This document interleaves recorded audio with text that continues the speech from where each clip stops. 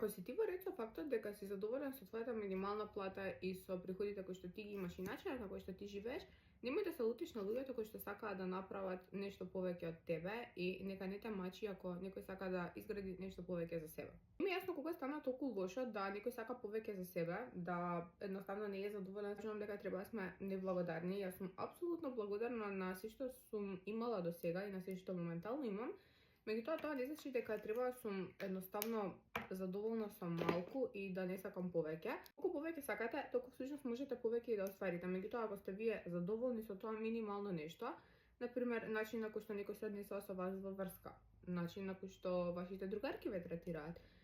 платата која што моментално имате, ако сте вие задоволни од тоа што вие го добивате во моментот, никогаш нема да добиете повеќе заради тоа што сте одлучиле да го прифатите тоа. Но доколку се одлучите дека сакате повеќе, дека заслужувате повеќе и дека ќе работите за да добиете повеќе, тогаш всушност и ќе имате повеќе. За крај, вие одлучувате каде ќе се разбудите секоја сабајле, каков ќе биде вашиот ден, каков ќе биде вашиот живот и после некое време сваќате дека никој не е одговорен за работите кои што ви се случуваат, туку дека сте вие единствено одговорни за себе и доколку вие сте дозволиле да го имате сето тоа што го имате во животот, тоа е на ваш грб.